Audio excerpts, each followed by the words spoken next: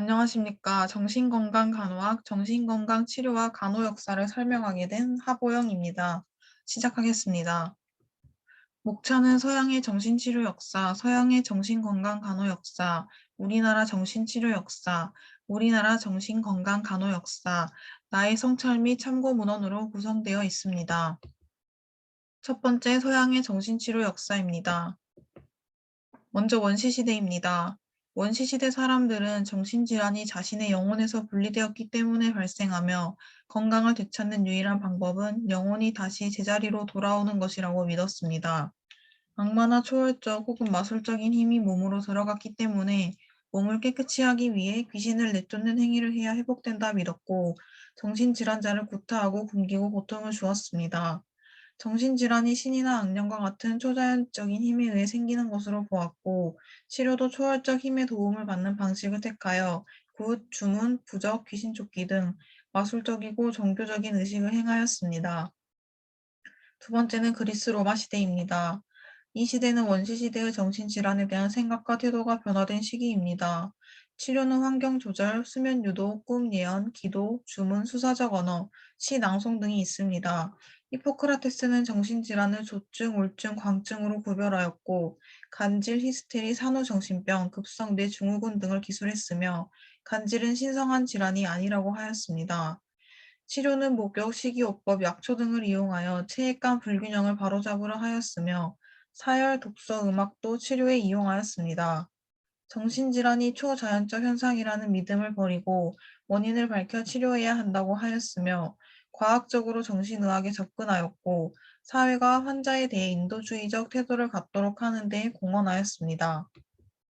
이어서 플라톤은 정신과 육체가 조화를 이룰 때 건강하며 인간의 몸과 마음은 분리될 수 없다 하였고 아리스토텔레스는 인간의 감정과 영혼의 중심 기관이 심장이고 지성은 뇌 및 신경계와 관계가 있다고 하였습니다. 마지막으로 갈레는 그리스의 체액설을 로마에 보급시켰으며 신경계의 해부와 생리를 연구하고 뇌가 지능, 감정, 기억의 중심부라고 생각했습니다. 다음은 중세시대입니다. 750년경 역사상 최초로 바그다드에 정신요양소가 설립되었고 로마 제국의 멸망과 종교적 믿음의 번성으로 계몽 사상이 쇠퇴되고 정신질환은 다시 초자연적인 힘과 악령 때문인 것으로 인식되어 악마설과 종교적 주술이 다시 나타나 암흑시대를 맞이하였습니다. 정신질환자들은 마귀 추방을 빙자하여 교회에 의해 고문을 받았고 특히 여자 환자는 마녀로 취급되어 쫓겨나거나 종교 재판에 의해 화형을 당하였습니다.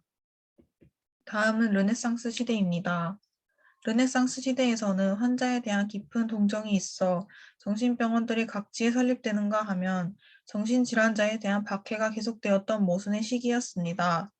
파라셀루스에 의하면 정신질환은 귀신 때문에 생기는 것이 아니라 어떠한 원인으로 인하여 발생하는 질환이라고 하였으며 인간과 정신질환에 대한 과학적 논의를 시작하였습니다.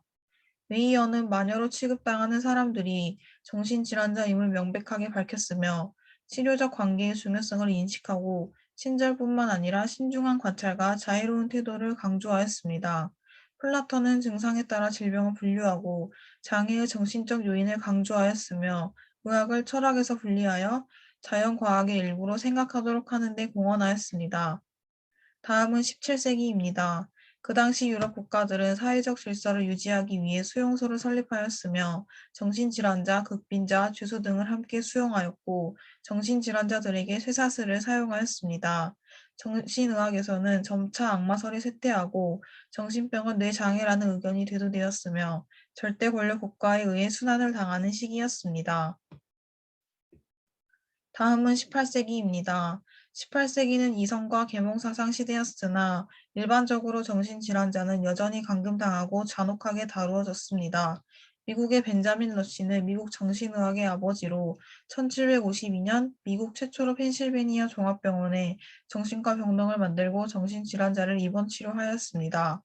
또한 인간적인 치료와 돌봄을 제공하는 조항을 제정했지만 신체적 억제나 하제의 사용 등 당시의 치료에 깊은 영향을 받고 있었습니다. 벤자민 러시는 진정시키는 의자를 고안하였고 정신안정제나 진정제에 우선하여 사용되었습니다. 영국의 윌리엄 듀크는 정신병원에서 한 여성 퀘이커 교도가 죽음을 당하자 비인간적 치료에 반감을 갖게 되었습니다. 듀크는 1792년 요크 수용소를 설립하는 데 도움을 주고 공공기관에서 정신질환자에 대한 인간적 처우의 기준을 설정하였습니다. 프랑스의 피넬은 사회개혁과 도덕적 치료운동의 선구자로서 정신질환자의 쇠사슬을 풀어주고 수용소를 개혁하여 환자를 인도적으로 치료하였습니다. 다음은 19세기입니다. 19세기는 과학의 발달과 함께 질병 연구에 있어 임상적 및 병리적 방법이 대부분을 이루었고 정신의학이 신경과에서 분리되면서 현대의학의 한 전문 분야로서 역사가 시작되었습니다. 듀크와 피넬이 주도한 정신의학 개혁운동이 일어났고 이로 인해 정신질환으로 바라보는 시각이 싹트게 되었습니다. 그리고 프로이드는 자유현상에 대한 방법을 개발하였습니다. 마지막 20세기입니다. 20세기에는 정신질환자 수가 증가하면서 대형 수용소가 생겨났습니다. 치료에는 혐오감을 일으키는 구속보, 전기 충격, 인슐린 쇼크 치료, 전두엽 절제술 등이 있습니다. 기술정신의학은 임상 증상의 관찰을 중요시하고 관찰을 기초로 하여 정신질환의 원인, 증상, 경과, 예후 등을 체계적으로 기술하여 기술정신의학의 체계를 이루었습니다. 역동정신의학은 정신병리의 요인을 내보다는 정신적, 내면적 과정과 대인관계, 환경으로부터의 영향 및 인격의 성숙, 불안과 방어 기전에 초점을 두었고 심리학은 행동주의 또는 학습 이론의 발전이 정신치료에 크게 공헌하였습니다. 생물정신의학에서 정신의학은 과학으로서 조건을 갖추게 되었고 정신질환에 대한 새로운 치료가 개발되었다고 하였으며 사회정신의학은 환자에 대한 인도주의적 처우뿐만 아니라 폐쇄병동이 아닌 지역사회에서 환자를 치료하고 사회적 재활의 가치를 부각하는 지역사회 정신보건과 다양한 치료진으로 구성된 공동체에서 치료하는 치료공동체 및 탈원화 운동이 활발하게 일어났습니다. 두 번째, 서양의 정신건강 간호 역사입니다.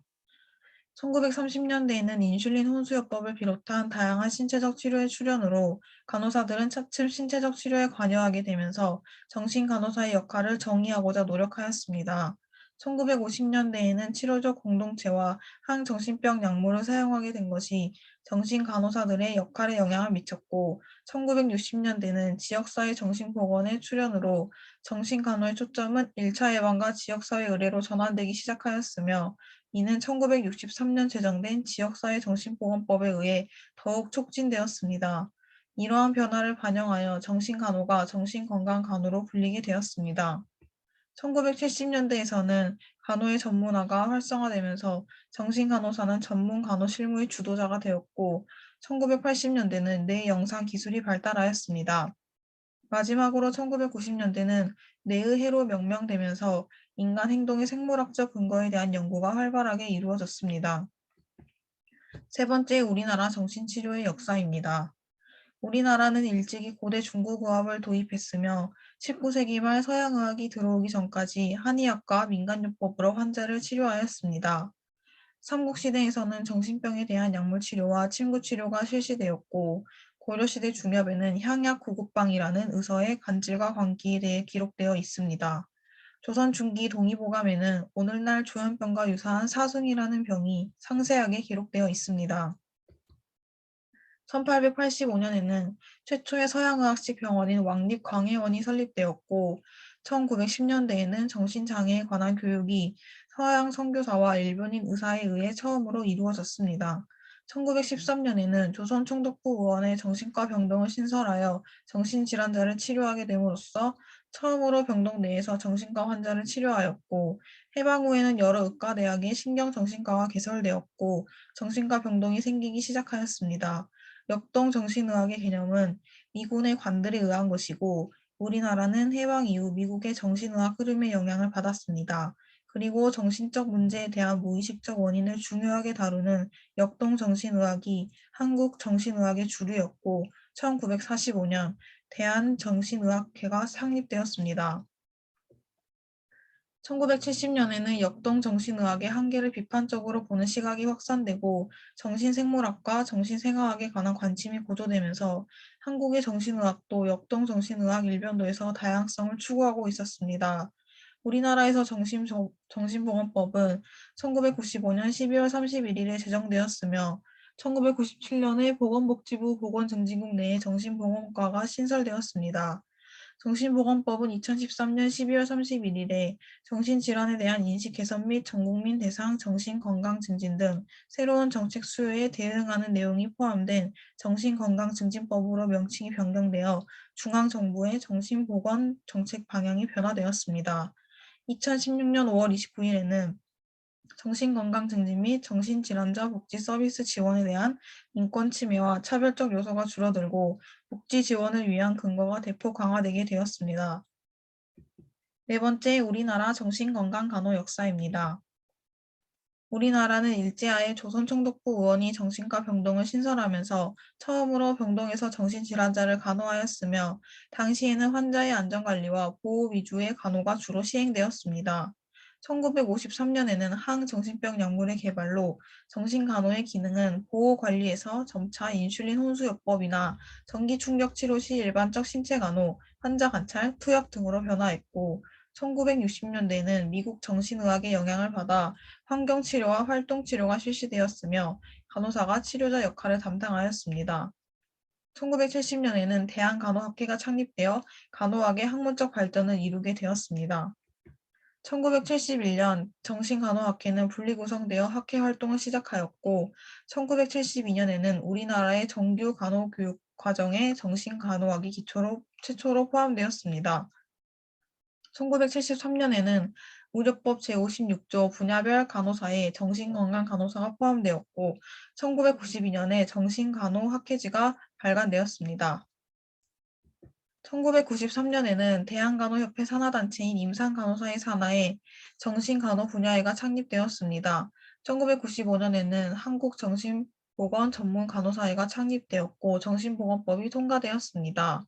1996년 이론 150시간, 임상 실습 850시간에 정신보건간호사 수련 과정이 새로 신설되어 정신보건간호사 자격증을 취득할 수 있게 되었고 2003년에는 의료법에 새롭게 설치된 전문간호사 제도에 정신전문간호사가 포함되었고 정신과 분야에서 3년 이상 근무한 경력이 있는 간호사가 대학원에서 33학점을 이수한 후 정신전문간호사 시험에 합격을 하면 정신전문간호사 자격증을 취득할 수 있게 되었습니다. 2010년에는 의료법에 의해 정신전문간호사 자격증을 취득한 자는 정신보건법에 의한 정신보건전문간호사 자격증을 동시에 취득하는 것으로 정신보건법 시행령이 개정되었습니다. 마지막으로 5번째, 나의 성찰 및 참고 문헌입니다. 이상으로 발표를 마치겠습니다. 감사합니다.